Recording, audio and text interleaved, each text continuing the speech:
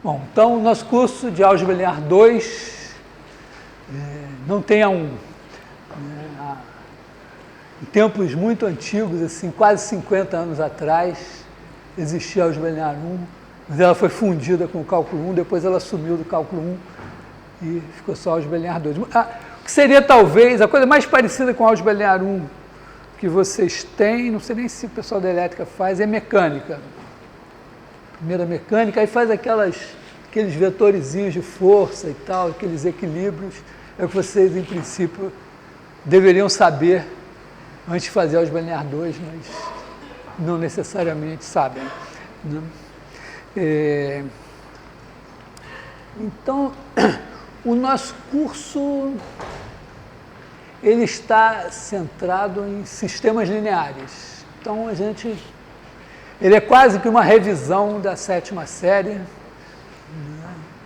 Mas não é bem assim. Bom, então, primeira coisa assim, vou talvez fazer uma recordação de solução de sistemas lineares. Quer dizer, se você tem um sistema x mais y igual a 1, x menos y igual a 2, então, tipicamente, acho que a tendência natural da gente tira o valor de x numa das equações, substitui na outra, calcula y e tal. Mas tem uma maneira também extremamente simples, que soma as duas equações e elimina y, né? Então, quando você soma aqui, você tem 2x mais 0 igual a 3, e você tem o valor de x direto. Então, isso é uma ideia que está ligada à ideia de eliminação. Você trabalha com as equações para ir eliminando, por exemplo, uma situação mais geral, né? Vamos dizer assim, vou fazer assim, x1 mais 3x2 menos x3 mais x4 igual a 5, 3x1 menos x2 mais x3 menos 4x4 igual a 2, 2x1 menos 4x2 mais x3 menos x4 igual a 1, e digamos assim mesmo, não precisa ter todas as 4 equações. Então, uma maneira simples de trabalhar é o seguinte, aqui eu já preparei, já deixei esse x1 assim, então você pega essa equação aqui e faz a segunda menos 3 vezes a primeira, some o x1 daqui. A terceira, menos 2 vezes a primeira, some o x1 daqui, e aí você fica com 3 equações em que só essa tem x1, aí essas têm x2. Aí, se vamos dizer, o x2 não sumiu daqui, você pega o x2 daqui e usa ele para eliminar o x2 daqui para baixo, e aí você fica, só essa com x2, aqui você então, vamos dizer, se tivesse mais uma coisa, você ficaria no fim com uma que tem x1, a outra tem x2, a outra x3, e a última daria o valor de x4. Aí você pega o x4 daqui, que já está pronto, substitui aqui, tira o x3, substitui os dois aqui e tal, e sobe substituindo. É um método não só simples, como também um método facilmente programável, né, chamado método de eliminação de Gauss-Jordan e tal. Claro que tem suas variantes. Todo mundo entendeu? Tá? Todo mundo também entendeu que dá para ensinar um computador a fazer isso.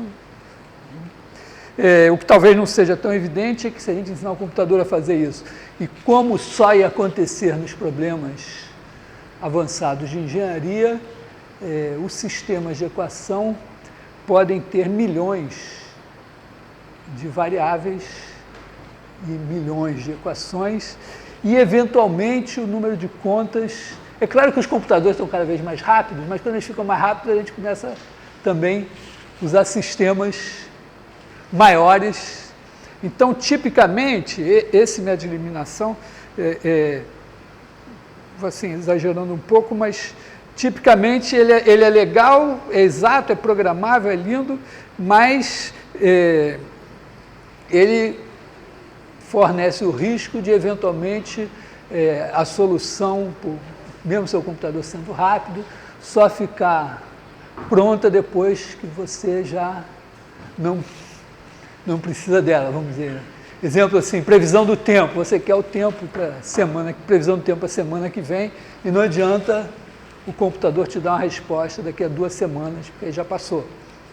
Fora isso, também tem um problema que você começa a fazer tanta conta que a probabilidade de ocorrer algum errinho elétrico, eventualmente, vai dar alguma merda nesse negócio, alguma besteirinha, começa a ser maior, então você também tem que tomar um certo cuidado. Mas, então, a gente não vai estar, nesse curso, na verdade, focado em resolver os sistemas lineares. Tem pacotes que, vamos dizer, fazem isso, ou coisas menos exatas, eventualmente pode ser mais rápido e melhor na prática, já que o postulado número 1 da engenharia diz que qualquer solução é melhor que nenhuma solução, então num problema você tem que dar uma solução amanhã, é melhor ter uma solução aproximada amanhã do que uma solução aproximada, exata, que não está pronta amanhã. Então, tem também métodos para resolver sistemas lineares de maneira aproximada, mas nós não vamos dizer, nós não vamos focar nisso, nesse curso, nós vamos, de certa forma, trabalhar um pouco a geometria por trás disso aqui. E é um pouco sobre isso que eu vou começar a falar. Uma observação, assim, eu vou falando,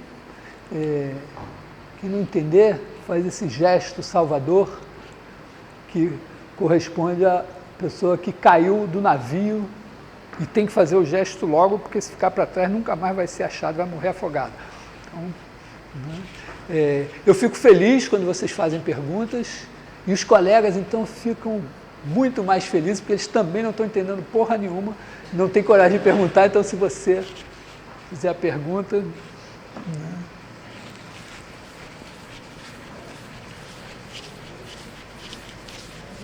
E eu sempre estou naquela coisa, eu sempre fico com medo de ofender a inteligência de vocês e ficar explicando demais, assim, então, certamente erro na mão. Né? Bom, para falar um pouco da geometria, então, os nossos sistemas típicos de engenharia podem ter milhões de variáveis, milhões de equações. Mas nós vamos começar pensando eles com duas. Tá? Porque com duas tem uma geometria.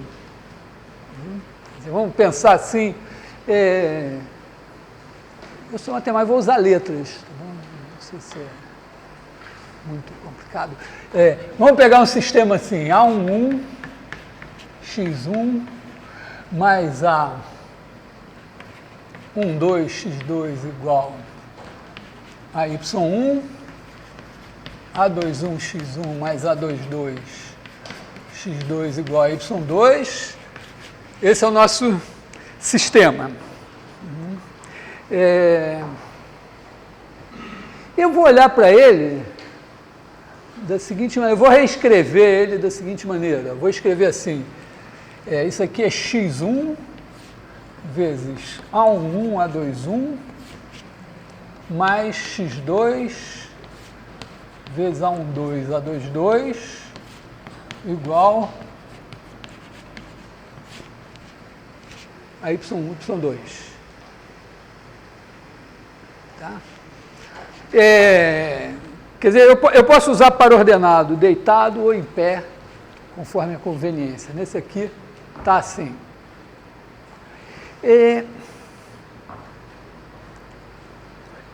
Eu enxergo por trás disso aqui uma transformação do seguinte tipo. Olha só, se você... Vamos pensar assim, ó, aqui vivem os x.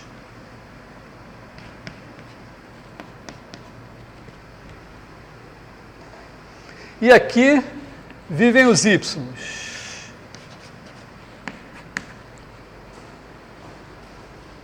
Claro que resolver esse sistema, quer dizer, eu posso olhar para esse sistema, antes de mais nada, como uma transformação que funciona assim, ó, cada vez que eu der um par x1, x2, ele me cospe um par y1, y2.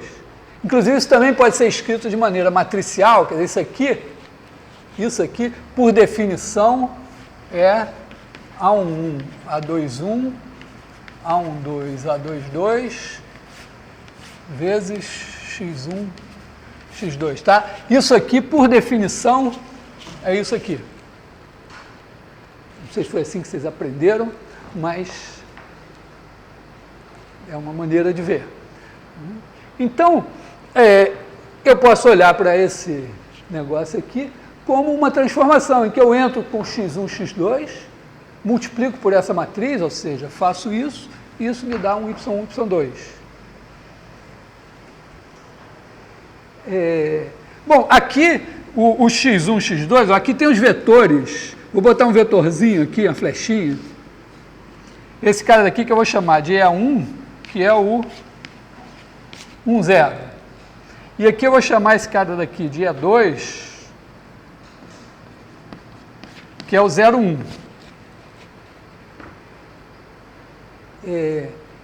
Vetor é o seguinte, vetor é uma flechinha que pode ser transladada para qualquer ponto do plano.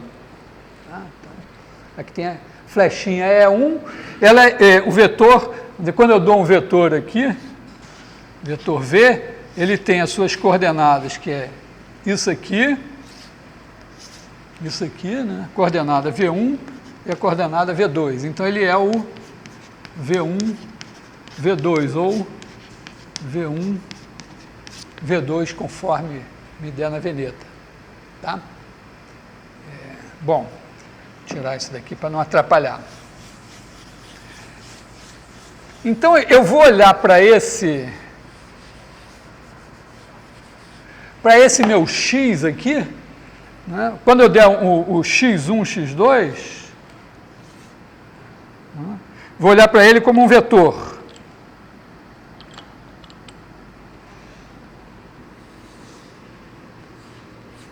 Esse cara daqui é o vetor x1, x2. Que claramente, mesmo que isso, acho que algebricamente é até mais claro do que geometricamente. Essa aqui é x1 vezes 1, 0, mais x2 vezes 0, 1. O x1 vezes 1, 0 é esse aqui, né? Esse amarelo aqui é x1 vezes E1. E esse outro daqui é o x2 vezes E2. E a transformação está pegando esse cara e transformando nesse aqui, ó. Eu vou inventar esse cara aqui, vou aumentar meu espaço aqui. Vou pegar aqui o sistema de coordenadas e vou fazer o seguinte, olha. Vamos pegar esse cara aqui, A11, A21, vamos marcar aqui A11, A21,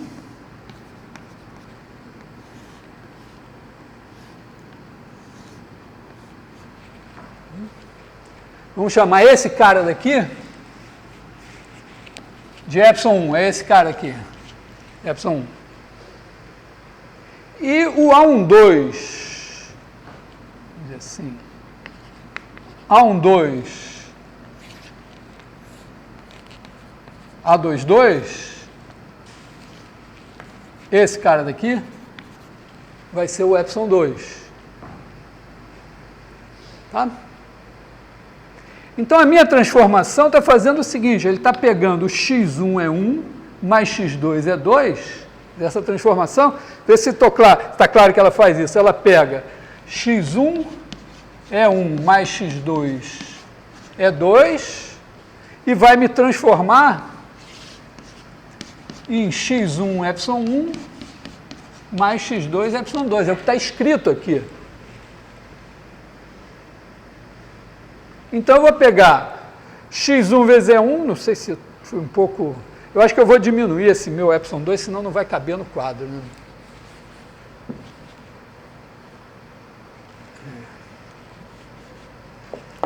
Vou botar aqui o A22, vamos fazer assim o que o A12,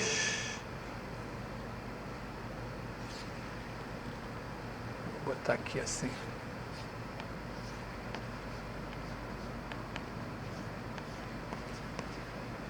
Esse aqui é o A21, esse aqui é o A22.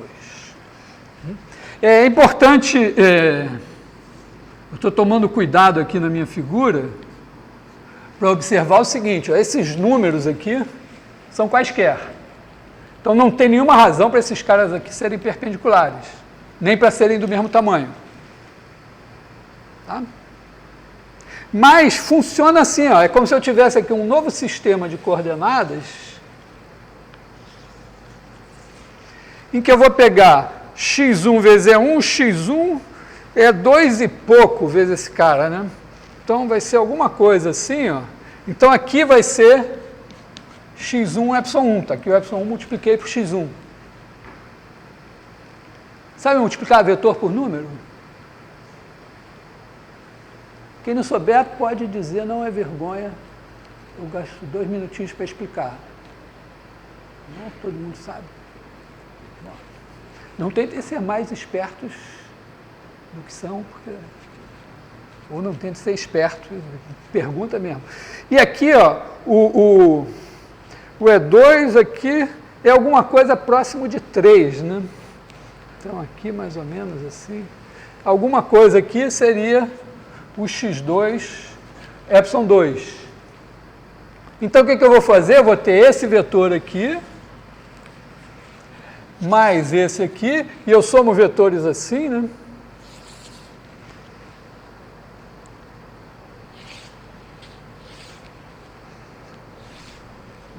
Quer dizer, eu pego esse vetor aqui, está meio mal, pego esse vetor, boto aqui, somo com esse que já está aqui, então aqui, esse aqui é o x2, ε2, e obtenho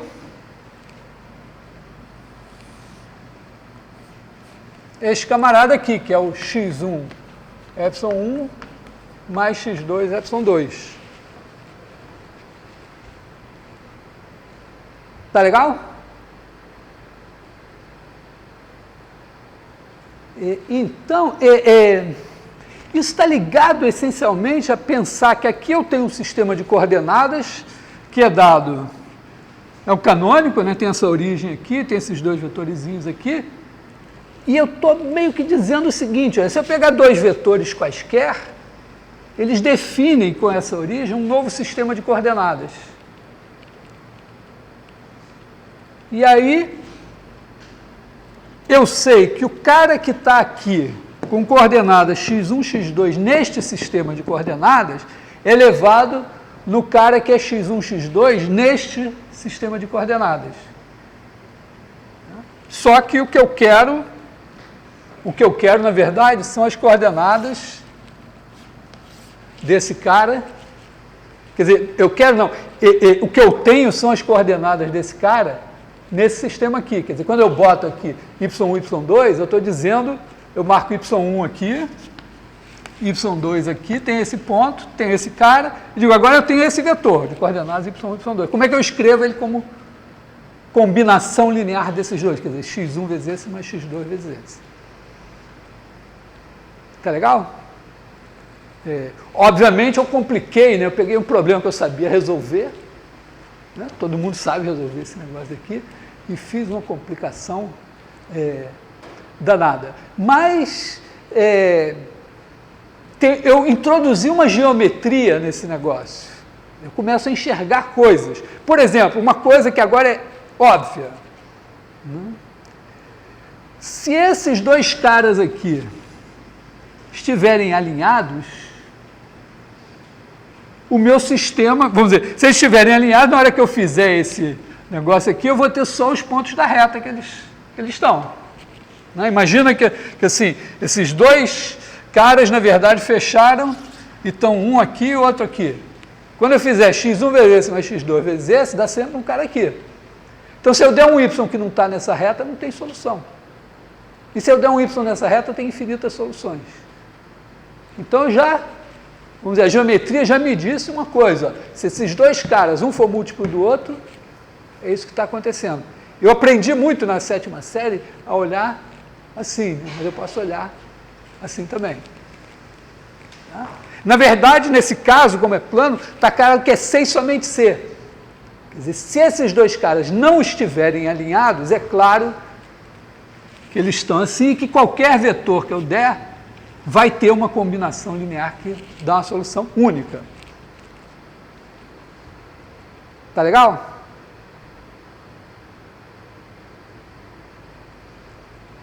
Então,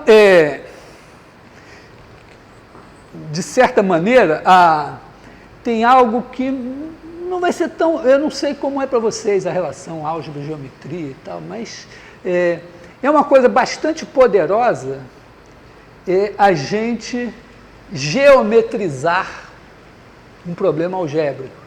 Quer dizer, quando a gente introduz coordenadas, a primeira coisa significa algebrizar um problema geométrico. Você tem um problema geométrico, você bota coordenadas e tal, traduz aquilo em termos algébricos e algebrizou, liga a álgebra e resolve. Mas, eventualmente, você pode usar o sistema de coordenadas para pegar um problema que é algébrico e interpretar ele geometricamente. E aí usar a intuição geométrica para fazer alguma coisa. Oi.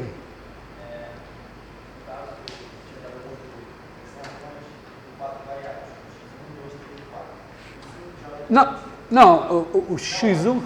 Hã? Ah, lá naquele... Sim.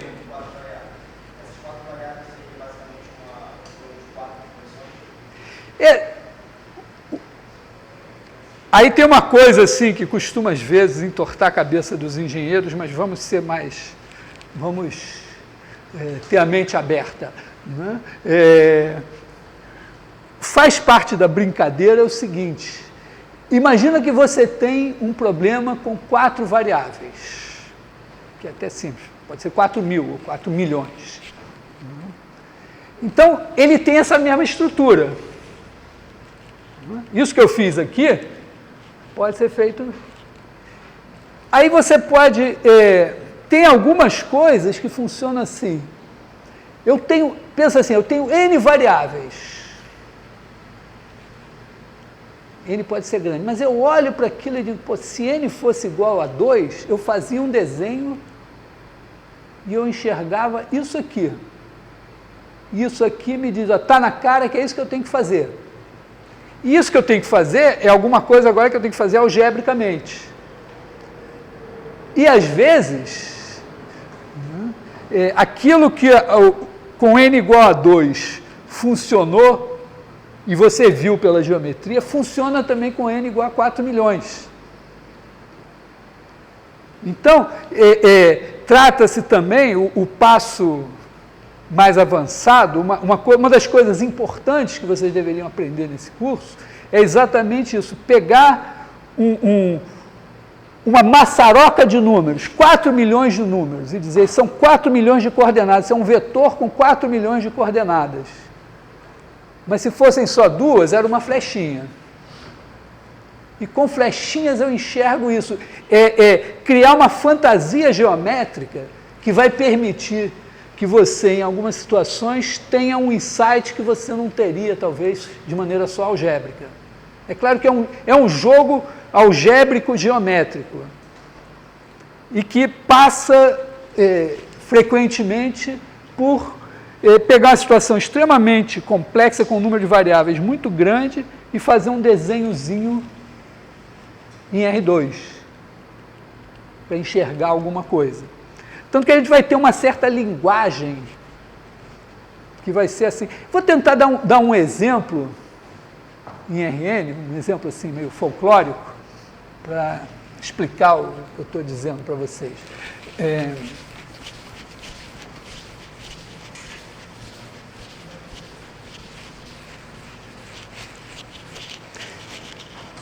Vamos primeiro pensar assim, dados os dois pontos, você tem aqui o ponto A, o ponto B. Vamos botar com coordenadas para a gente ficar mais tranquilo. O A tem coordenadas A1, A2, o B tem coordenadas B1, B2. Para andar do ponto A ao ponto B em linha reta, em movimento retilíneo uniforme, a gente pode fazer o seguinte, ó, a gente cria esse vetorzinho aqui, que é o AB, V igual a AB, e esse V tem coordenadas, né, se a gente olhar para o V assim,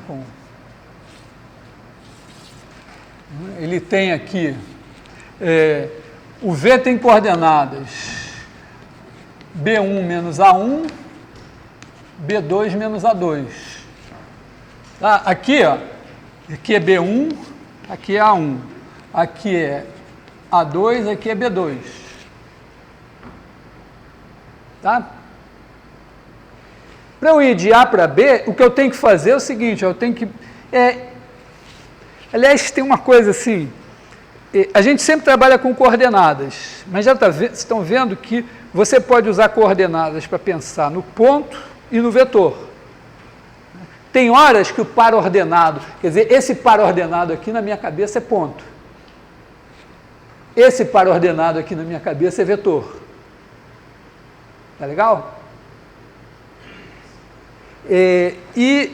Então a gente tem três entidades aqui que são ponto, vetor e par ordenado, que são diferentes, mas que nós vamos pensar como se fosse uma coisa só.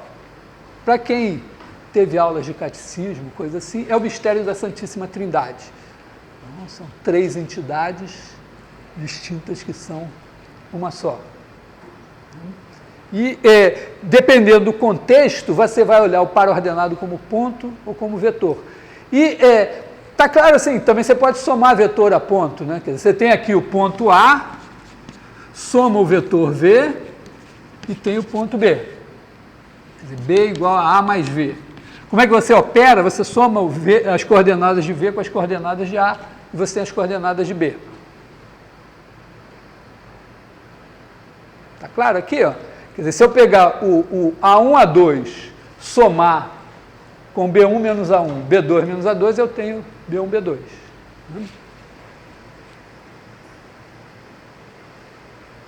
O que eu estou falando é algo assim, não dá para entender menos do que tudo do que eu estou falando. Então, se alguém tiver qualquer sombra de dúvida sobre qualquer coisa do que eu estou falando... Álgebra linear 2. Oh, meu Deus, mas aqui estava no... É porque avisaram que era 3002 e a gente estava lá. Quem avisaram? No papel que a gente recebeu, na inscrição de disciplina. Mas no site do Instituto de Matemática está lá. Foi por lá que eu vi, foi lá que eu vi. No SIGA também estava traçada, não estava essa. Ah, vocês são de que curso? Hã? É por isso. O pessoal da elétrica recebeu uma informação. Mas vocês são da controle de automação, vocês são aqueles alunos top, então o fato de chegar no meio da aula não vai prejudicar muito, né? Vocês são de primeiro período? É. Bom,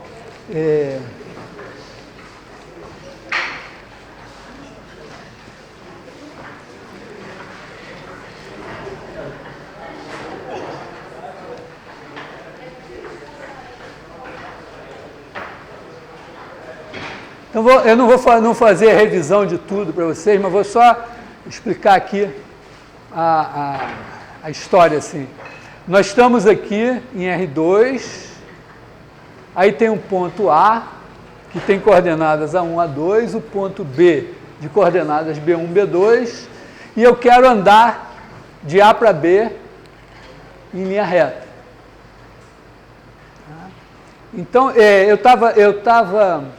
Vocês sabem vetor flechinha, todo mundo conhece vetor flechinha? Então, o vetor flechinha, o ponto, ele tem coordenadas. E o vetor flechinha também tem coordenadas. Tá legal? Na verdade, uma vez que a gente tem uma origem, quando você tem uma origem, você tem vamos tirar do sistema de coordenadas, né? Em absoluto. Você tem aqui uma origem, um ponto. Você diz, essa é a minha origem. Então, se você der o ponto P, o professor de física vai ficar todo feliz se você disser, não, tem o vetor posição do P, que é o OP, que até o professor de física costuma chamar de R, com um negócio assim. Eles fazem muita questão da flechinha, nem tanto. Bom, mas tem o vetor OP, né, o vetor posição. Então, e ao mesmo tempo, se você tiver um vetor, né, W, aqui você pega o W, bota aqui, assim, e aí você tem um ponto Q associado a ele. Então, uma vez que você fixa uma origem, você tem uma identificação entre pontos e vetores. E aí, tanto o ponto como o vetor são representados pelo par ordenado. Quer dizer, um par ordenado, estava explicando isso, um par ordenado, ele pode representar tanto um ponto como um vetor. E numa situação concreta, você vai ter que olhar para o par ordenado e dizer, não, esse par ordenado aqui para mim é vetor, esse aqui é ponto. E ainda por cima você pode somar vetor a ponto. Por exemplo, você soma aqui, tem o ponto A, tem essas coordenadas, o vetor V tem essas coordenadas, você soma o V com A, você tem o B. Beleza? Essa identificação entre pontos, vetores e pares ordenados é o que é geralmente conhecido na literatura como o mistério da Santíssima Trindade. São três entidades distintas que são a mesma. Então, estava dizendo assim, ó, você tem o ponto A, ele tem coordenadas A1 a 2. Tem o ponto B, tem coordenadas B1, B2. Aí você cria o vetor V que vai do A para o B. As coordenadas dele são essas aqui. Então, você tem, nesse caso, A mais V igual a B. E você pode tomar esse V como uma espécie de vetor velocidade e andar do A até o B num intervalo de tempo de 0 a 1, fazendo simplesmente o seguinte, ó, você cria para cada T o A mais TV, com T entre 0 e 1. Está claro isso? Somar vetor e multiplicar vetor por escalar, tá beleza para todo mundo? Vocês estão mentindo para mim? Não, olha só, mentir para mim é que nem mentir para o médico. É burrice. Se vocês não sabem, me diz que eu estou aqui. Aliás, ó, não sei se vocês notaram, eu olhei, esses dias eu estava preocupado, eu olhei quanto é que era a mensalidade da PUC, que é uma universidade paga, não é tão boa quanto a UFRJ, não tenho todo o poder da UFRJ, mas é uma boa universidade, é 4 mil. Quer dizer, vocês para estarem aqui, 4 mil era no ano passado, para estarem aqui, vocês ganham uma bolsa de 5 mil reais, pelo menos, por mês. É dinheiro à beça, né? Muita gente trabalha 44 horas por semana, a maioria do povo brasileiro trabalha 44 horas por semana e não ganha isso, então estão ganhando bastante, tem que estudar o correspondente. E eu não vou dizer quanto eu ganho, mas eu ganho mais do que isso. Umas 3 vezes mais do que isso. Eu sou um professor titular, já em final de carreira e tudo e tal. Também é dinheiro pago pelos impostos. Então, vocês têm a obrigação de estudar, de aprender, e eu estou aqui pago para responder as perguntas de vocês. Estou ganhando para isso. Então, se vocês tiverem perguntas, faz assim, ó, não faço mais do que a obrigação de responder. Se eu estiver andando depressa, reclama, se eu estiver andando... É que eu sempre fico com medo de estar ofendendo a inteligência de vocês, mas pode ser que eu esteja viajando nisso, né? Então, eu posso fazer isso. Ó. Eu pego o A, né? O que é o TV? Está aqui o V, né? 2V é pegar o V e outro V botar aqui assim, esse é o 2V, né? 1,5V, TV, para qualquer T positivo dá os vetores assim. E para T negativo você anda para cá. Né? Então aqui é o 0V, aqui vai dar menos V, etc. Então, se eu pegar, estou aqui no A, se eu fizer t vezes v com t entre 0 e 1, eu vou ter um vetor que vai ser de 0 até esse Vzão. Quando eu somo com A, eu vou andando aqui, no tempo 0 eu estou aqui, no tempo 1 eu estou aqui. Claro? Então, andar num segmento de reta é fazer isso aqui. É claro que eu posso fazer o t variar até infinito. Aí eu vou estar andando assim. E se eu quiser conhecer o passado, eu faço t negativo e olho para cá. Então, com t variando em r, eu tenho a reta toda. Isso é uma coisa super legal, porque isso dá a reta tanto no plano como no espaço e em outras situações também. Então, o fato é esse, né? Quando eu faço t variar de 0 a 1, o meu ponto começa em A e termina em B.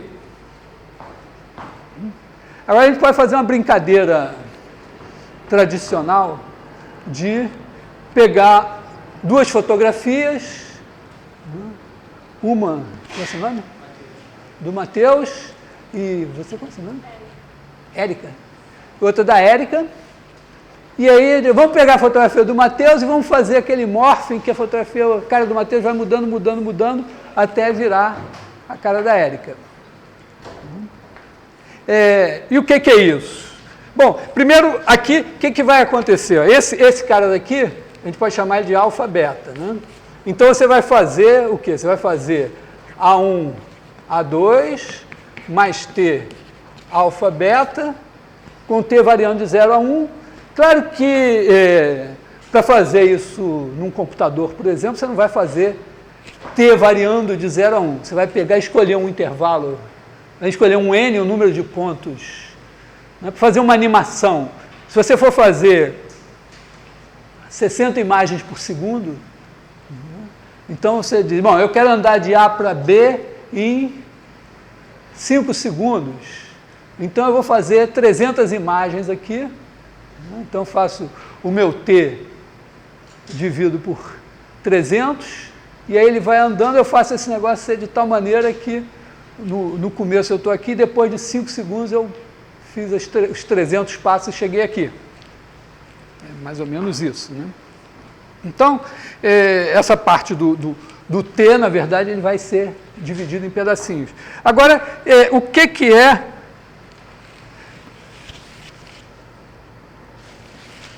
Então, nosso problema agora é o seguinte, a gente tem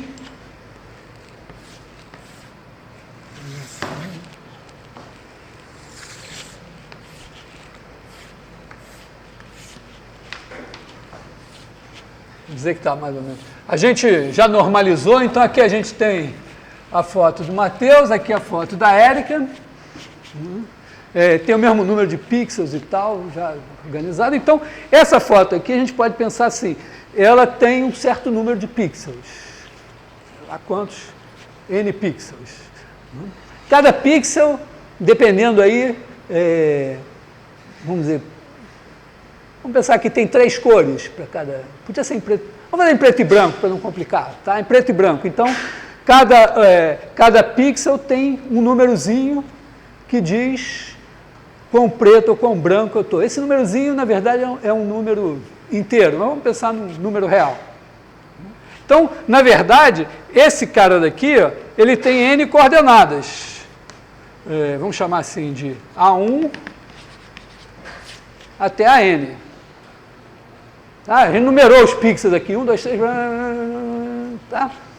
E aqui a Érica tem B1, BN. Então, o Matheus, eu vou chamar ele de A, e a Érica eu vou chamar de B, para ficar mais simples para mim. Então, eu vou chamar aqui, isso aqui de A, isso aqui de B. Então, a foto do Matheus virou um vetor com N coordenadas, quer dizer, virou uma N-upla. Eu vou pensar como um vetor, e a foto da Érica virou outra N-upla.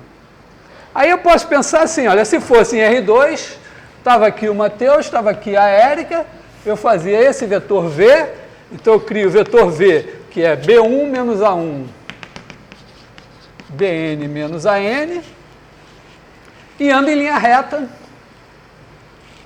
fazendo o quê? Eu faço A mais TV, T de 0 a 1, e no instante 0 eu estou com a cara do Matheus, no instante 1 estou com a cara da Érica. Tá? É claro que na computação gráfica de verdade, a gente vai ter que tomar certas precauções, porque é interessante que olho vai em olho, nariz em nariz, boca em boca. Então, na verdade, é melhor você dividir a sua figura em pedacinhos e fazer uma coisa, fazer um ajuste, dizer, uma certa culinária nesse negócio para ficar melhor. Mas a ideia básica é essa.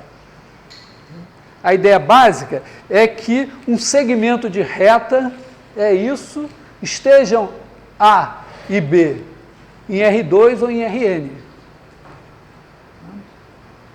Então, é mais ou menos... eu estou dizendo isso para vocês porque, assim, há muitos e muitos anos, vocês não tinham nem nascido ainda, a primeira vez que eu vi uma coisa dessa, não me lembro, no cinema, na televisão, eu olhei e disse, eu sei fazer. Porque era isso aqui. Então, o que eu estou um pouco vendendo é que vale a pena a gente investir o RN de uma certa fantasia geométrica e fazer esse caminho frequentemente. Eu tenho um problema, aí tem um porrilhão de variáveis. Porrilhão igual a N. Aí eu digo, isso aqui é uma N upla, está em Rn. É um vetor em Rn. Então eu estou no espaço Rn, que é uma generalização do R2 ou do R3 que eu conheço, é o plano ou o espaço. E aí eu posso raciocinar geometricamente e, de vez em quando, ter uma ideia que preste. Não resolve tudo, mas ajuda algumas coisas. Ok? Bom,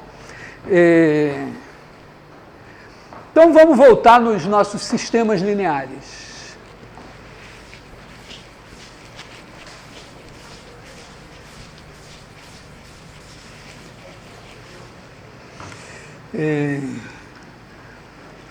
Então, imagina que você tem aqui o seu sistema linear A11x1 mais A1nxn igual a y1, AM1x1 mais AMNxn igual a yn. Esse é o nosso sistema linear. Em vez de olhar para o sistema linear como sistema linear, sistema de equações em que você vai dar esses caras e resolver, a gente olha para a função que está por trás dele. A gente olha para isso e diz, bom, isso aqui é o seguinte, tem A11 AM1 multiplicado por x1 mais xn A1n AMN. Então, aqui nessas colunas, ó, eu tenho N vetores em Rm. E eu estou com uma função que faz o seguinte, cada vez que eu der um vetor em Rn, x1, xn, eu faço isso, e isso me cospe... Bom, isso aqui, por definição, é essa matriz. Tá?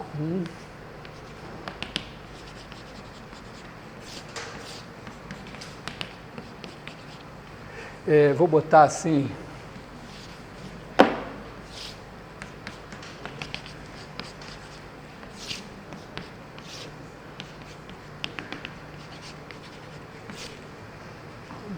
Então, isso está entrando com um cara, esse cara daqui eu chamo de X, esse daqui de Y, chamo essa matriz aqui de A ou de M, não sei, vamos chamar de M, né?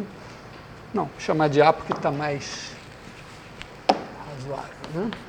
Então, eu tenho a transformação de Rn em Rm, que a cada x me associa o vetor y igual a A vezes x.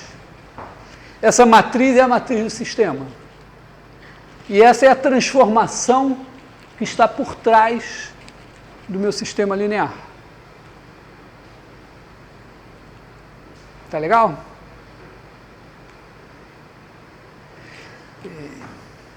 E eu vou olhar para isso, por exemplo, eu também posso olhar, quer dizer, aqui são os vetores coluna, né, esses caras assim, são os vetores coluna, e esses aqui assim, são os vetores linha. Não, os vetores linha têm N coordenadas, estão em Rn. E os vetores coluna estão em Rm. Tá?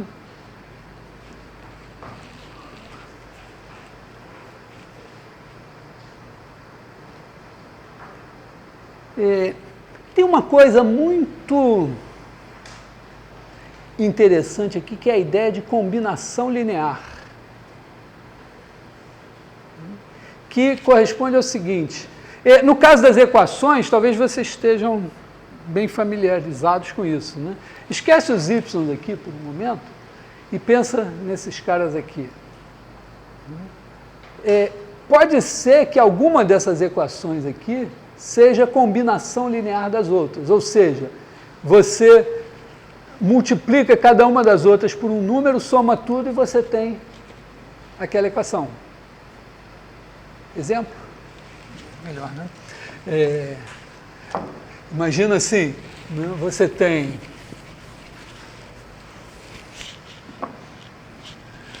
x1 menos x2 mais x3,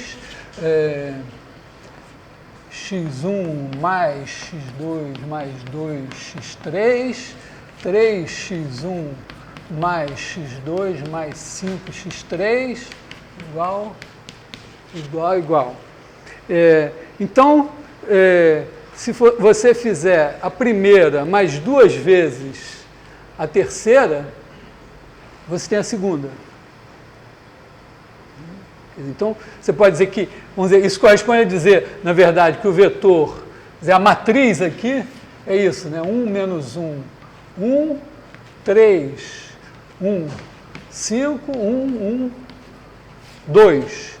E aí estou dizendo que esse vetor aqui é a combinação linear desses dois. Também deve ser verdade que esse daqui é a combinação linear desses dois e que esse é a combinação linear desses dois. É só procurar que você vai achar. Essa aqui foi a maneira como eu construí o exemplo, mas é isso. Tá? É claro que isso tem implicações para o nosso sistema, né? Porque se esse daqui é esse mais 2 vezes esse, quando você botar aqui y1, y2, y3, esse negócio só vai ter solução se o y2 for igual a y1 mais 2, y3. Tá legal? Então, o fato... Não.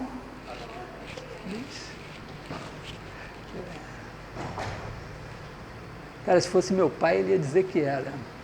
Meu pai adorava dar um contra-trote. Alguém ligava por engano lá para casa e aí ele inventava uma história e ficava enrolando. Me deu vontade de dizer que era.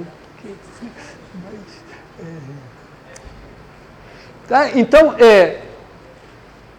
toda vez, quer dizer, se você olha para a matriz do sistema, toda vez que um vetor linha é uma combinação linear dos outros, você tem uma informação importante para o seu sistema. Os vetores coluna também. Eu vou começar agora a pensar em termos dos vetores coluna. Tá? Quer dizer, de certa maneira, eu acho que na 7ª série, mesmo sem isso ser explícito, a gente se habituou a olhar para a equação, né, e, de alguma maneira, ver relações entre as equações. Tá legal? Se vocês estão aqui, provavelmente vocês eram se não o melhor, um dos melhores alunos de matemática das turmas de vocês. Né? Então, pensar um pouquinho de matemática, sem ter essa ideia, né? Você tem lá as equações, vê que uma equação é combinação das outras duas, pode ser que tivesse um pouco mais no horizonte natural da sétima série. Mas agora eu quero olhar para as colunas. As colunas também podem ser combinações lineares. Então, vamos olhar para isso. Né? Vamos olhar para cá. E vamos dizer assim, ó, o nosso sistema aqui, nesse caso, é x1 vezes 1, 3, 1, mais x2 vezes menos 1, 1, 1, mais x3 vezes 1, 5, 2.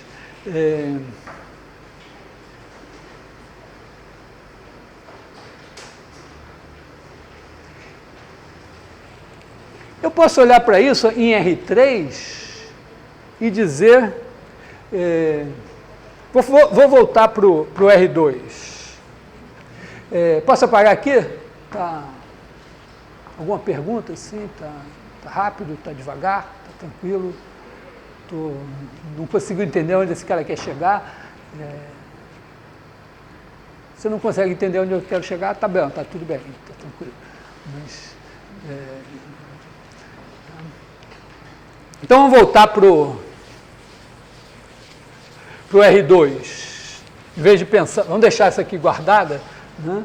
E vamos pensar assim, você tem aqui x1 vezes A11, A21, mais x2 vezes A12, A22, igual a y1, y2. Isso aqui é A1, A21, A12, A22 vezes x1, x2, que é igual a isso é isso. Então, quando eu olho isso como uma transformação, eu estou pensando o seguinte, né? O pessoal da ECA aí que chegou depois não viu esse desenho, mas tudo bem. Aqui você tem E1, E2. Aí você tem aqui o x igual a x1, x2. Isso daqui é x1 é 1 mais x2 é 2, onde esse cara daqui é 1, 0, e esse daqui é o 0, 1. Né? A coisa mais trivial do mundo é dizer isso, x1, x2 é igual a x1 vezes 1, 0, mais x2 vezes 0, 1. Nada mais óbvio do que isso. Mas se eu chamar isso de E1 e esse de E2, isso vira essa figura aqui, né? Esse é o E1, esse é o E2, e o x é x1 vezes esse, mais x2 vezes esse. E aí você faz esse cara mais esse daqui e obtém esse. Agora a minha transformação está fazendo o seguinte, está aqui. E eu estou pegando agora, ó, e estou olhando para x1 vezes esse cara daqui, que eu vou chamar de ε1, e esse aqui que eu vou chamar de ε2. E o ε1 é um cara que eu vou colocar assim, e o ε2 eu vou colocar assim, porque esse aqui é o A11, esse aqui é o A21, esse aqui é o A12, e esse aqui é o A22. Então, ó, eu estou pegando aqui o x1, que é mais ou menos uns 2, e estou dizendo, este cara daqui, que é x1 vezes E1, mais x2 vezes E2, está sendo levado em x1 vezes ε1, que é mais ou menos aqui, mais x2 vezes ε2, que é alguma coisa, um pouquinho mais do que 2, alguma coisa mais ou menos aqui assim. E eu somo esses dois vetores, e este cara aqui está sendo levado neste cara aqui. Legal? É bonito, né? Pelo menos assim, introduzir uma geometria. Quer dizer, aqui é mais ou menos assim, é como se você tivesse ido visitar a vovó e ela tem não sei se a voz de vocês ainda tem, aqueles antigos descansos de prato, de aço, sanfonados assim. Então, a transformação, ela faz isso, ó. Ela tem um quadriculado assim, certinho, e aí transforma. Não é nem o sanfonado, porque o sanfonado tem uma certa rigidez, esses caras preservam o mesmo tamanho aqui, mas é mais ou menos essa ideia. Então, a transformação pega um quadriculado e troca por um reticulado. Aqui, ó, você faz assim, aqui, assim, e esse cara que estava aqui, está agora aqui. Repara que esse quadrado, ó, 1, 2, 1, 2, 3, aqui 1, 2, 1, 2, 3, ele está no mesmo lugar. Então, uma primeira coisa que você vê é que os caras que estão na imagem da transformação, se você olha para a transformação, você diz, ó, então, para cada par x1, x2 que você colocar aqui, você obtém um y1, y2 assim. E eles são obtidos dessa maneira. Enquanto esses dois vetores amarelos aqui estiverem assim, é claro que a imagem da transformação é o plano todo. Mas se eles fizerem assim, vai ser uma reta. E aí a transformação deixa de ser objetiva, deixa de ser sobrejetiva. Ou seja, os pontos que não estiverem na reta não vão ser imagem de ninguém, o sistema não vai ter solução. Tá legal? Quer dizer que isso nos dá uma visão que é a seguinte, ó, se a gente olhar para as colunas, a gente diz, olha, se esses dois vetores tiverem assim, essa transformação é bijetiva. Cada ponto daqui tem um único aqui que vai nele. Na hora que eles fizerem assim, vai ter uma reta aqui, onde todo ponto da reta é imagem, na verdade, de uma infinidade de pontos daqui. Mas os outros, que estão fora da reta, não são mais imagem de ninguém. Então, você vê nessa situação, quer dizer, se esses dois caras, um for múltiplo do outro, que é o que corresponde a eles estarem assim, né? Vamos dizer, esse aqui é 1, 2, esse aqui é o 2, 4, duas vezes esse, eles estão assim. Então, o seu sistema, dependendo do que você colocar aqui, ele vai ser, se esse y aqui não tiver na reta de lá, o sistema é impossível. Se ele estiver na reta, ele é possível, mas ele é indeterminado, porque vai ter infinitas soluções.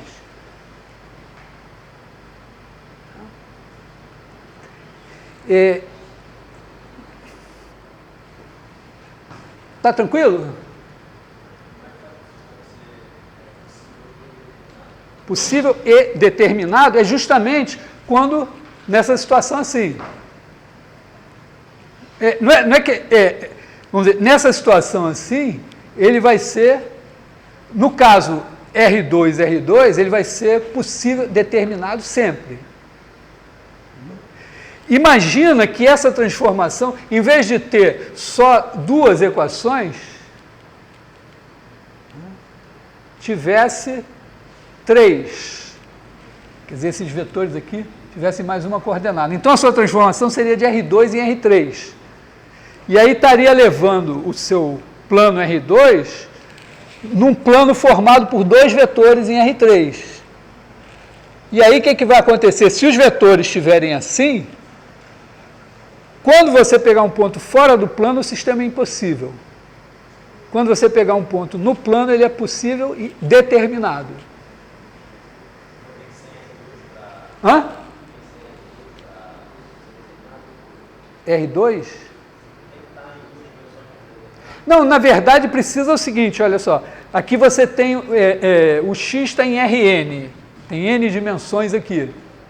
Então você tem n vetores aqui, E1 é n. Eles vão ser levados em n vetores aqui. Eles só podem ser independentes se você tiver num Rm em que m é maior ou igual que n. Senão não cabem n vetores independentes. Tá? Aí, se você tiver com o m maior que n, eles não vão conseguir cobrir o Rm todo. mas eles vão cobrir um subespaço de dimensão n. Acho melhor falar... falei um pouco em chinês com ele, mas a gente pode... Não me lembrei, uma vez eu dei um curso no mestrado em matemática aplicada, tinha uma aluna chinesa, quer dizer, ela era brasileira, mas de pais chineses, era muito boa. Aí de vez em quando eu falava com ela, uma coisa que ninguém entendia, eu disse, não, estou falando chinês com ela. Mais ou menos essa... Então, a gente pode... Vou começar, então, vamos passar para Rn, né?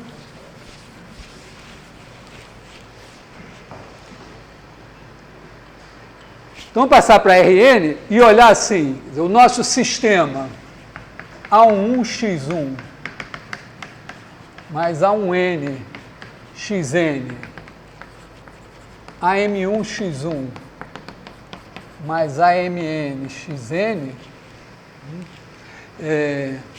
eu vou olhar para isso daqui, vou olhar isso aqui como um vetor, né?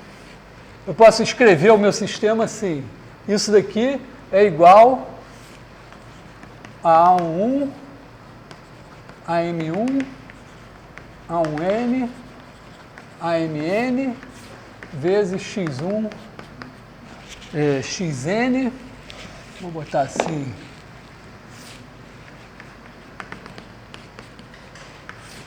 isso daqui é igual a y1, yn. Isso daqui significa isso, né? Isso aqui significa, esse produto dessa matriz por esse vetor significa x1 vezes A11 AM1 mais xn vezes A1n AMN, tá? Quer dizer, para quem nunca viu produto de matriz por vetor, ou para quem viu também, né? Por definição, o produto da matriz, dessa matriz por esse vetor, e aí é preciso que o número de colunas dessa matriz seja igual ao número de linhas desse vetor, é isto aqui. Tá? Então, o que eu estou dizendo é o seguinte, ó, eu tenho o x, x1, xn, que é igual a x1 vezes 1, 0, 0, mais xn vezes 0, 0, 1. E esse cara daqui é o E1, esse aqui é o EN. Esse cara vai ser elevado neste aqui. Tá? Quer dizer, eu estou olhando para o meu sistema como uma máquina que faz o seguinte, né? Ela me recebe aqui um x pertencente a Rn, que ele é x1, xn. Aí, pega a matriz aqui e multiplica por x, matriz A multiplica por x, e me cospe aqui o y igual a y1, ym em Rm.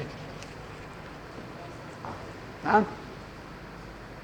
E isso que acontece aqui dentro é isto aqui. O funcionamento da minha máquina é esse aqui.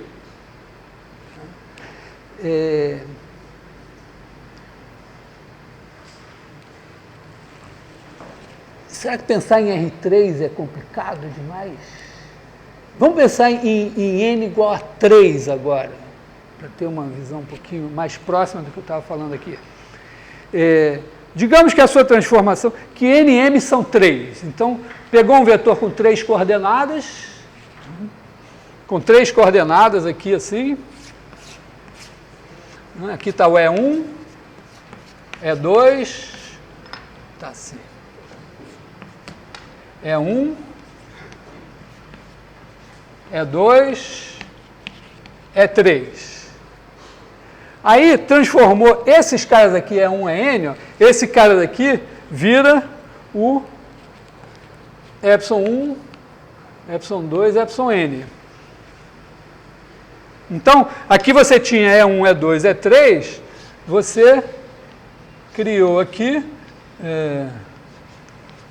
ε1, ε2, ε3.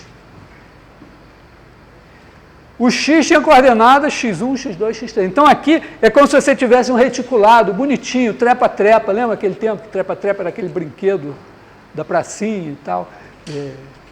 Todo mundo subia, mais ou menos isso aqui. Tá? Esse aqui eu costumo chamar de trepa-trepa catalão.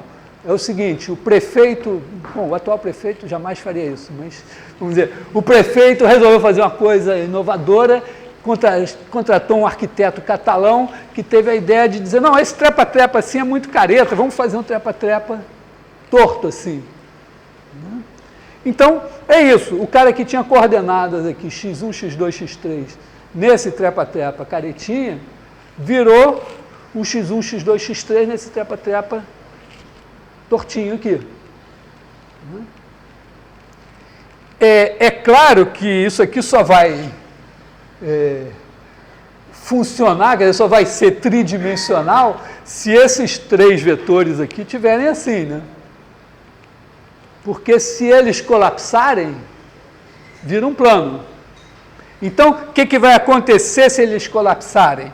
Significará que os elementos que estão aqui em R3 vão virar caras que vão estar num plano aqui, que são as possíveis combinações lineares desses vetores. E o que significa ser um plano? Bom, perder uma dimensão, mas claramente os três vetores vão degenerar em um plano se um deles puder ser escrito como combinação linear dos outros dois. Na verdade, vamos dizer, se nenhum deles for, no caso de três assim, né, se eles forem assim, se esse é a combinação desses dois, esse também é a combinação desses dois. Mas às vezes pode ser que dois virem, um vira combinação, vira múltiplo do outro e o outro está. Então tem algumas possibilidades. Mas o fato é o seguinte, é que dependendo, em princípio a gente olha para isso aqui tem n dimensões. Né? Você precisa das coordenadas x1, xn para descrever esse cara daqui. Você precisa de n coordenadas para descrever o sujeito. Se esses caras aqui, se um deles puder ser eliminado, significa que você está usando n dimensões, mas você precisaria de menos. Tá legal? Quando você está assim, você não precisa de desses três caras, pode eliminar um e ficar só com dois. Então, isso introduz a seguinte ideia para a gente pensar. Tipicamente, o espaço Rn, vamos dizer, o espaço R15, tem 15 dimensões. Você precisa de 15 coordenadas para descrever um ponto ali. Mas pode ser que ali dentro você pegue um subespaço que tem a dimensão 7, que só precisa de 7 coordenadas. Ou porque você pegou 15 e 8 deles eram supérfluos, ou porque você pegou 7 e nenhum era supérfluo. E repara que esse subespaço de 7 dimensões em R15, ele não é o R7. Primeiro, ele não é o R7, porque o R7 só tem... Um cara de R15, ele tem 15 coordenadas. Mesmo que da oitava em diante seja 0, ele tem 15. O cara do R7 só tem 7 coordenadas. Mas, mais do que isso, né, o cara pode ter...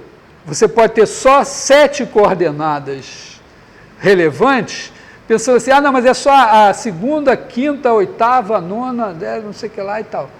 Aí o resto é 0. Tudo bem, ainda é uma espécie de R7. Mas pode ser que não, que simplesmente você pegou 7 vetores, cada um deles com 15 coordenadas não nulas, e combinou, e você tem algo que só precisa de 7 coordenadas. Mais do que 7 não precisa, tá certo? Se eu escolhe 7 vetores em R15 e diz, eu vou pegar os caras, chama eles de ε1, ε2, ε3, ε7. Ou, digamos, então vou apagar isso aqui agora. Você vai apagar, de filmar, como preciso ter sempre o quadro no filme, então eu trabalho num espaço menor. O que também tem uma vantagem, que é o seguinte, eu apago, e quando eu estou falando aqui, você não pode mais estar olhando na parte que eu não apaguei. Tem que estar olhando no que eu estou fazendo. Então, imagina assim, ó, você tem aqui ε1, aí tem coordenadas aqui, A1, A 15, 1. ε7, coordenadas A1, 7 até A 15, 7. Não é 157, mas deixa assim mesmo. Tá? Então, você tem 7 vetores em R15. Você pode ter todas as coordenadas aqui não nulas, todas as coordenadas não nulas. É claro que se eu te digo, ó, um cara é combinação linear desses caras, o que significa? Ele é alguma coisa assim, x1 vezes ε1 mais x7 vezes ε7. Ele está em R15. Mas bastam esses 7 números para descrever ele. Então, você pode dizer, bom, isso aqui é um subespaço de dimensão 7. Mas pode ser, quem sabe, que o ε3 seja a combinação linear dos outros. Então, na verdade, embora você esteja dando esse vetor com 7 números, você poderia jogar fora o ε3 e reescrever esse cara como uma combinação linear só dos 6 que sobraram. Tá legal? Então, mais ou menos, a gente poderia dizer o seguinte, olha, um subespaço de Rn é alguma coisa, uma primeira versão, tá? Uma primeira aproximação seria isso. Você pega um certo número de vetores menor que n, menor ou igual a n, né? Nem precisa. Um certo número de vetores em Rn e faz as combinações deles. x1 vezes 1, todas essas combinações possíveis. Isso dá um subespaço. Bom, digamos que você está em R15 e você pegou 18 vetores. Então, qual é a dimensão desse espaço? Será que é 18? Bom, tem uma certa cara assim, né? Pelo menos a gente olha em R2, não dá para botar 3 vetores independentes. Em R3 também não dá para botar 4. Provavelmente, em R15 não deve dar para botar 18. Então, se você tem 18 vetores, provavelmente você pode jogar alguns fora. Pode ser que jogando 3 seja o R15, mas pode ser que você possa jogar mais. Ou em vez de 18 você pegou 11, mas não quer dizer que todos os 11 sejam necessários. Pode ser que bastem 7, ou baste 1, sei lá.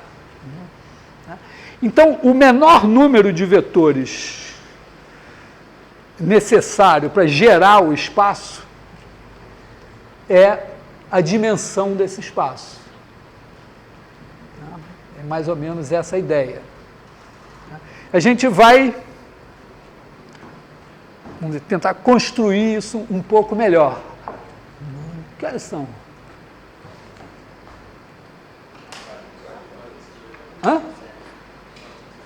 4h18? Caramba, eu estou dando aula aqui há tanto tempo, só passou 1h e pouco. Não sei nem como vocês aguentam, nem eu aguento, mas infelizmente vocês ganharam uma bolsa de 5 mil, vão ter que me aturar. Paciência. Bom, então, eu acho que eu vou introduzir um pouco de nomenclatura, né? Quer dizer, nós vamos chamar os elementos de Rn, x pertence a Rn, x igual a x1, xn, vamos chamar ele de vetor. Por exemplo, aqui tem essa fantasia geométrica, né? Porque se fosse em R2, eu pegava o x e fazia a flechinha e dizia, é um vetor, em R2. Tá? Mas em R15, eu também vou chamar esse cara de vetor. Aqui a gente tem duas operações, né? Vamos dizer, x mais y vai ser o quê? Vai ser x1, xn mais y1, yn, que é x1 mais y1, xn mais yn. E se você pegar um número t vezes x, o escalar às vezes é chamado de... o pessoal da física costuma chamar o número de escalar. Escalar é um sinônimo para número. Né? T vezes x é igual a t vezes x1, xn, que é tx1, txn. Essas operações têm umas propriedades básicas, né? X mais y é igual a y mais x sempre. Não vou escrever para todos x e y e tal. Está na cara, né? Porque a adição é comutativa em cada coordenada. Segunda coisa, x mais y mais z é igual a x mais y mais z. Observa que quando você olha os vetores no plano, ó, você tem aqui x, y, esse daqui é o x mais y. Mas você podia também fazer y, x e fazer, ou o contrário, sei lá. Um você chama de x mais y, o outro de y mais x, e eles são iguais. Isso aqui é geométrico, isso aqui é algébrico. Isso aqui vale para vetores no plano, no espaço, e isso aqui vale em Rn. Mesma coisa, ó, x mais y mais z. Então você tem x mais y mais z, então isso aqui é x mais y mais z. Mas você podia fazer x e fazer aqui y mais z, e fazer x mais y mais z. E eles são iguais. E a associatividade da adição nos diz que... já escrevi, né? Esse aqui é igual a isso. Terceira coisa, aqui nos vetores flechinha, tem o vetor nulo, tal que x mais 0 é igual a x para todo x. O vetor nulo aqui é o vetor, esse é o vetor 0 aqui. Tá legal? Tem uma coisa interessante, é o seguinte, olha para essas propriedades aqui e faz de conta que você não sabe nada, sabe essas propriedades aqui. Aí, eu digo para você o seguinte, quer dizer, isso aqui é para todo x e y, isso aqui é para todo x, y, z, isso aqui é para todo x. Será que pode ter um outro cara nulo? Então, imagina o seguinte, que também seja verdade que x mais quadradinho seja igual a x para todo x.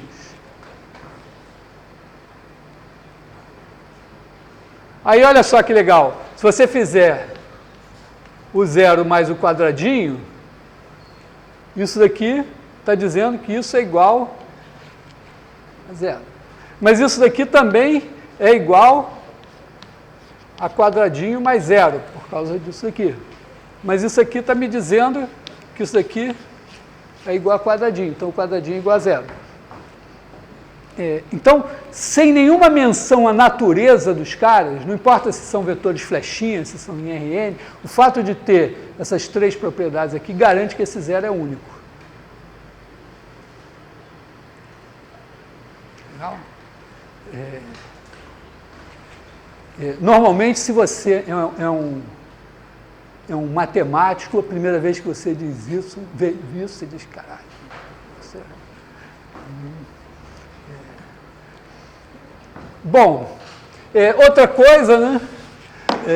Quarta, para todo x existe o menos x, tal que x mais menos x é igual a 0. O menos x é só botar um menos em cada uma das coordenadas. Também é verdade que se você tem essas propriedades aqui, esse menos x é único.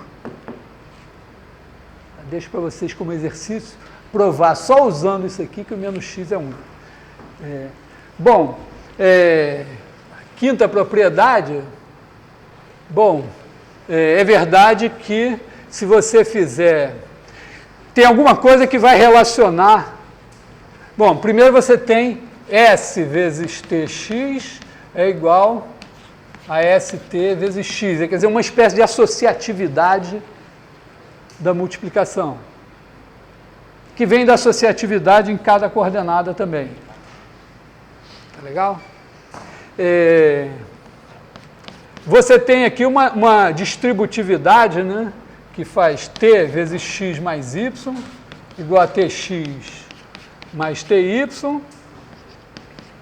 e também S mais T vezes X igual a SX mais TY. Esqueci alguma coisa aqui? Acho que não, né? Sei. E tem uma propriedade que eu vou escrever, fico um pouco envergonhado, mas que ela é tão óbvia, né? Que é que 1 vezes x é igual a x para todo x. Eu estou escrevendo ela aqui. Oi.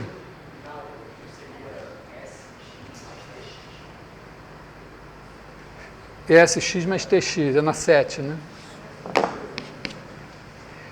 Isso também vou dizer uma coisa assim. Em geral, a melhor, ainda mais vocês que fazem engenharia, que não tem tempo para estudar, né? A melhor maneira de render é você ficar ligado na aula, você tem que aprender o máximo na aula. E a melhor maneira de ficar ligado na aula é pensar que o professor está mentindo. Não acreditar, porque se você acredita em mim, você dorme tranquilo no banco do carona. Se você não acredita em mim, por exemplo, a minha mulher tem o maior prazer da minha mulher é pedir para eu dirigir, porque ela adora ficar lá do lado reclamando que eu estou fazendo merda no trânsito. É o maior prazer dela. Então, você deve ficar ligado, né, e esperando eu fazer merda. Aí tem dois prazeres possíveis. Um é dizer, professor, está errado. Mas eu não tenho nenhum problema com isso. Mas o mais legal, né, eu espero que vocês se compadeçam de mim e não façam tanto isso, é você ver que está errado e não falar nada. deixa o professor. Então, no meio do exercício, assim, aí o cara faz aquela merda, no fim dá um resultado absurdo. Aí, sua, cara, não sei o que, você espera uns 5 minutos, professor, lá no começo, olha aquela continha ali e tal. Né? É um prazer que eu tinha esse prazer, confesso. Gostava disso. Então, e essa daqui eu estou incluindo pelo seguinte, pensando do ponto de vista puramente abstrato, se você tiver essas 7 daqui, você não consegue deduzir a 8ª. Quer dizer, isso é um axioma que não sai dos outros. Mas, então, isso aqui só, dizendo isso aqui, os nossos vetores em Rn têm essas operações e elas têm essas propriedades. A gente vai fazer contas com elas.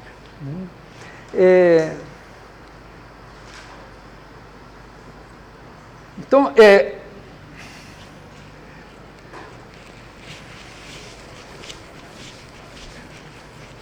agora a gente vai, vamos ver, vai também introduzindo nomenclatura, né? Se epsilon 1, epsilon k pertencem a Rn e T1, Tk pertence a R e V igual a T1 epsilon 1 mais Tk epsilon k, então V é dito combinação linear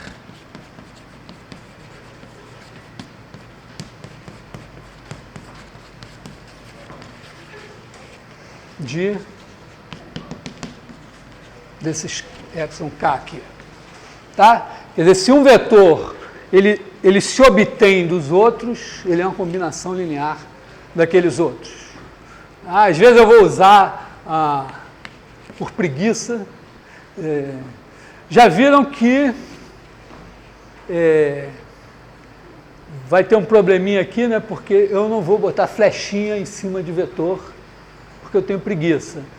E eu tenho mais preguiça ainda de botar o vetor em negrito Então, basicamente, vamos usar a seguinte, quando tiver escrito assim, T vezes V, só faz sentido se T é escalar e V é vetor. Então, esse é escalar e esse é vetor. Vai ter o produto escalar, mas aí o produto escalar vai ter que ter um pontinho, alguma coisa assim, que é o produto de dois vetores. Bom, agora a gente viu essa coisa assim, estava jogando com essa ideia de que se tem K vetores, mas um deles é combinação linear dos outros, ele pode ser jogado fora, em certo sentido, né? Ele é supérfluo. Então, eu vou dizer o seguinte, que se um dos vetores for combinação linear dos outros, então esse conjunto de vetores é linearmente dependente. Ou, pensando de outra maneira, o conjunto de vetores, os vetores são linearmente independentes se nenhum deles for combinação linear dos outros. Tá legal?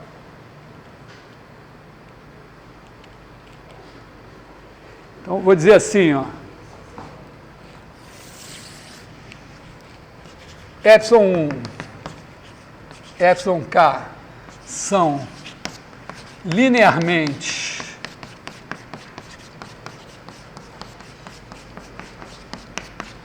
independentes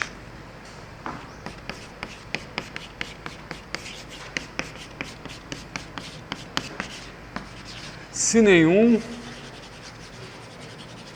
deles é combinação linear dos demais. E aqui eu vou usar, geralmente, essa notação LI, linearmente independente. Você sabe que toda profissão tem pelo menos 80% de jargão, que jargão é o quê? A gente pode ver pelo lado bom, é a maneira de você dizer de maneira sucinta alguma coisa sem ter que explicar tudo de novo. Mas é também uma maneira de você dizer coisas óbvias, de maneira que ninguém entenda, você pareça que sabe muito. E dependendo da profissão, tem mais de jargão. Medicina é 95% de jargão. Fala aquelas coisas assim e tal. Então aqui é o nosso jargão. Estou falando... Mas vamos ler pelo lado positivo. Eu vou falar combinação linear, linearmente independente, para não ter que ficar repetindo a cada vez o que isso significa.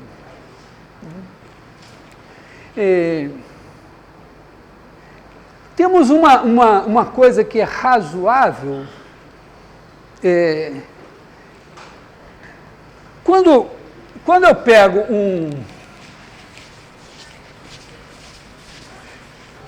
a minha ideia de subespaço, né? Então eu estou aqui em Rn e eu pego um subconjunto E. E vamos supor que o nosso E é o seguinte, você tem epsilon 1, epsilon k pertencentes a Rn e E é igual ao conjunto dos T1 epsilon 1 mais Tk epsilon k com o T1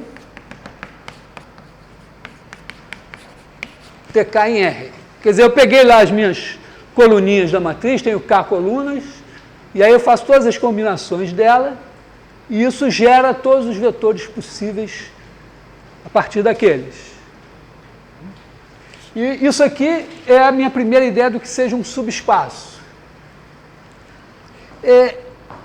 Eu poderia pensar o seguinte, que eu codifico um vetor desse subespaço, né, um elemento de E, ele pode ser dado por T1 TK. Se eu tenho esses caras aqui, quando eu tenho T1 TK, eu tenho o cara. Eu faço T1 vezes... Né? Então, esses caras aqui me produzem um elemento de E. Tá legal? Mas tem um problema que é o seguinte, pode ser que eu, com outros vetores, S1, com outros números, S1, SK, será que eu não poderia ter T1 epsilon 1 mais TK epsilon k igual a S1 epsilon 1 mais SK epsilon k? Ou seja, imagina assim, cada um de nós ganhou um vetor nesse espaço aqui. Ou seja, cada um de nós ganhou uma cúpula. Eu não quero chegar lá na hora do vamos ver, eu chego com a minha cúpula T1TK, o Matheus chega com a dele, e aí diz, mas sinto muito, vocês teve um overbooking e vocês têm o mesmo vetor. Então, para esse negócio funcionar, é preciso que não só a cada cúpula corresponda um vetor, o que é garantido aqui, mas que a cúpulas diferentes correspondam a vetores diferentes.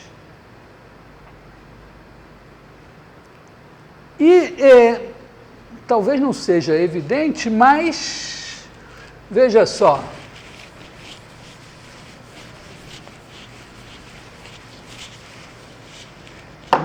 Se S1 ε1 mais SK εk é igual a T1 ε1 mais TK εk,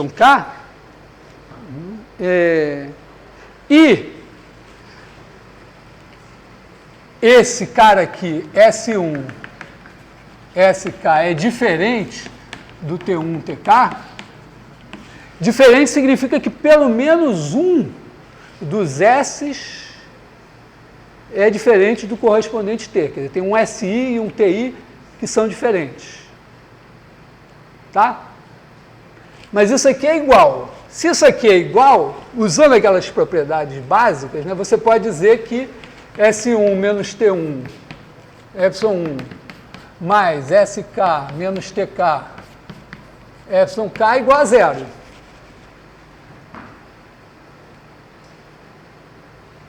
Né? Fiz, subtraí, deu zero, grupei e tal, deu isso aqui. Só que, né, aqui a gente tem que SI é diferente de TI para algum I. Então, aqui a gente tem que SI menos TI é diferente de zero. Então, moral da história, você tem SI menos TI. Eu vou botar assim. Vou passar esse cara para o outro lado. Vou botar S1 menos T1 ε1 mais SI menos TI εi de chapéu mais SK menos TK εk é igual a TI menos SI εi. Esse chapéu aqui é uma variante do manto da invisibilidade do Harry Potter. O manto da invisibilidade ele está lá, mas você não vê. Esse chapéu aqui, você vê, mas ele não está. Então, quer dizer, esse cara aqui não está aqui. Ele não está aqui porque ele foi passado para o lado de lá.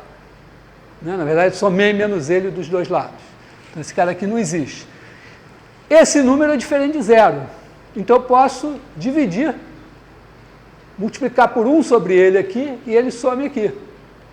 Então, isso me diz que S1 menos T1 dividido por TI menos SI, ε1, mais o bicho de chapéu aqui, mais SK menos TK dividido por TI menos SI é igual a εi. Então, o εi é a combinação linear dos outros. E, portanto, eles não são linearmente independentes. Então, se esse negócio não está funcionando bem, quer dizer, isto aqui acontece para caras diferentes, é porque os caras não são linearmente independentes. E ainda posso mostrar a recíproca, posso mostrar que se eles são linearmente independentes, isso não acontece. Na verdade, por quê? Porque se eles são linearmente independentes, você seria mais ou menos refazer, né?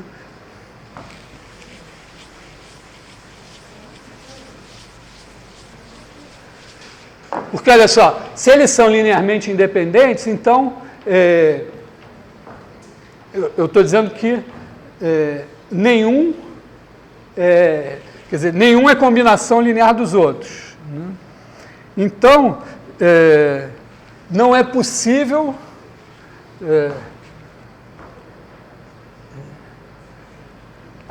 acho que é a mesma coisa feita de trás para frente. Né? Quer dizer, significa o seguinte, que se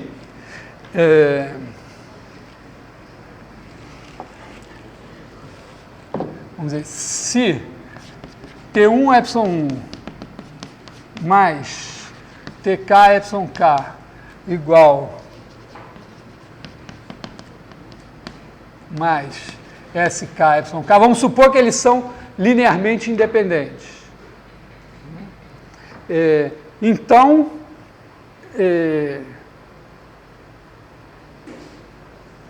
você vai ter T1 menos S1 epsilon 1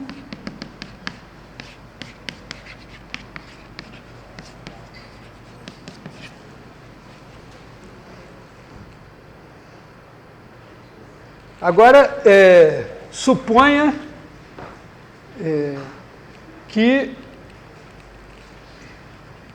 isso aconteça sem que todos sejam iguais. Então, algum aqui é não nulo e você pode fazer exatamente aquilo ali e tirar um como combinação linear dos outros, o que era impossível. Eu não sei se eu repetir a demonstração, mas não, né? Quer dizer, tá? Bom, então, cheque aí para ver se eu não fiz besteira, mas a ideia que eu imagino que eu demonstrei é a seguinte: para que esses caras aqui, esses números aqui, caracterizem de maneira única um elemento desse espaço, é preciso que esses caras aqui sejam linearmente independentes. É necessário e suficiente.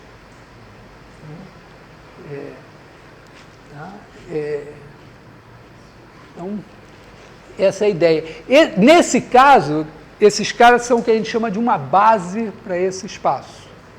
É como uma chave de código. Você tem o subespaço E, e esses caras aqui, eles são tais que cada combinação linear deles dá um elemento de E, e cada elemento de E tem uma única combinação.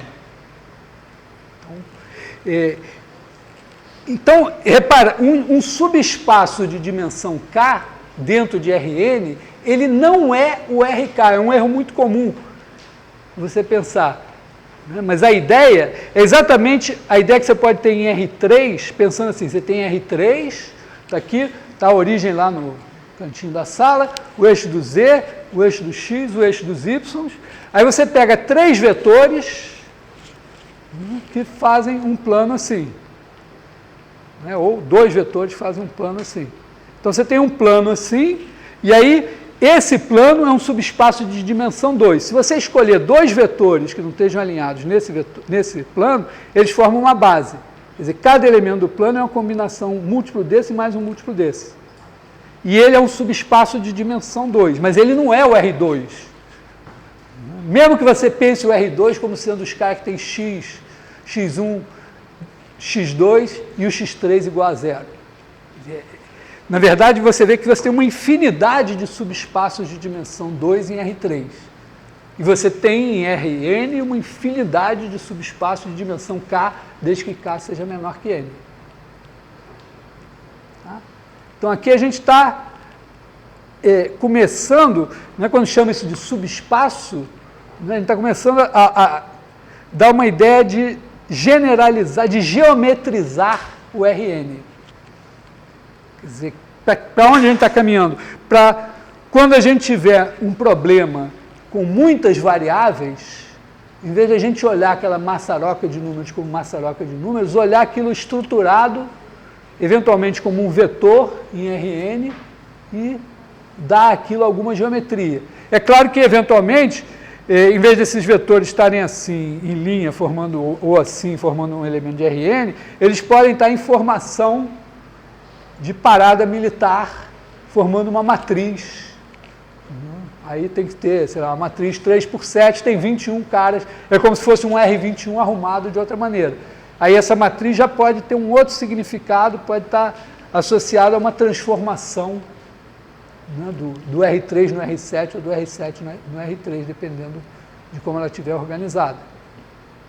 Então é esse o começo assim do que a gente tem que começar a aprender. Tá ok? Sobrou tempo ainda? Que horas são? 20 para 5? 15? Caralho, não é possível. Daqui a pouco eu vou acabar o curso todo. É que tem muito tempo, né, nas aulas. Bom, caralho, meu fio aí está balançando. Não é adequado, né, vocês sentarem aí assim, balançando o fio da câmera. Eu espero que no fim ainda a aula esteja sendo filmada. Pode ser que você tenha desligado tudo, né? Mas não, eu tenho mais esperança, porque é só uma precaução de ter uma bateria. Eu não sei, vocês da engenharia elétrica, talvez ainda é cedo para vocês saberem me dizer, mas uma máquina fotográfica que eu comprei, eu recebi a instrução que era melhor trabalhar sempre com a bateria carregada, né, que ela dura mais. Essa história de deixar descarregar até o fim, carregar de novo, parece que não era muito boa. Então eu trabalho sempre com a máquina ligada na tomada, mas tem a bateria também. Se até o final do curso vocês podiam me dizer, me ensinar isso. Eu não vou pagar nada, hein, mas vamos dizer, fica por conta da bolsa. Oi. Que? O celular, você carrega muito, a bateria reduz. Mas se você carregar além da conta, é isso? Não, tipo assim, antes de descarregar totalmente, você está carregando, está mexendo no celular. Não, mas eu comprei uma máquina fotográfica que dizia exatamente o contrário. O fabricante dizia, não deixa descarregar, sempre carrega. Vai ver que, bom, pode depender da bateria, né? Não sei. Bom, então, um pouco de burocracia para quem não... O curso de álgebra linear unificado tem esse site aqui. Eu pedi para dar um link para o site que eu fiz no ano passado. No ano passado eu dei esse curso, mas eu dei de um outro ponto de vista. Eu comecei fazendo coisa em R2 e tal. Não vai ser como eu vou fazer hoje, mas tem umas coisas lá interessantes. A gente já tem um calendário de provas, sabe, né? Que acho que a gente vai ter 7 aulas e depois vai ter uma prova. As provas são sempre, se não me engano, quinta-feira, das 5h15 às 7h15. Acho que tem uma que é terça-feira.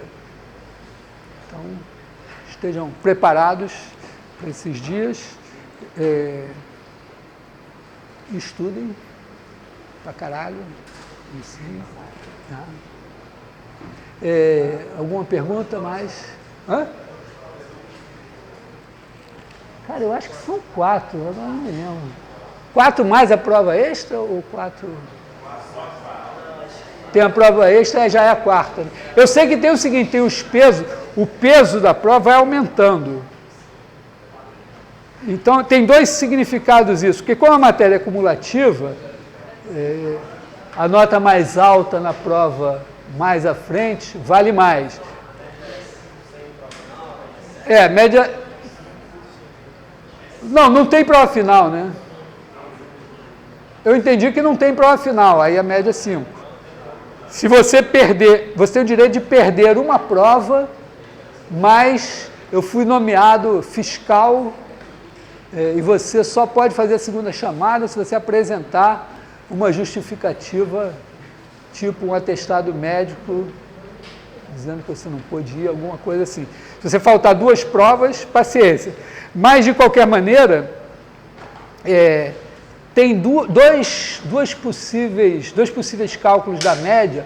Um dá um peso maior ainda na prova final, dá metade do peso na última prova, de maneira que se você, no começo, chegou meio tropeçando e tal, mas no fim você está sabendo tudo, você consegue se recuperar. Oi? Depois daqui?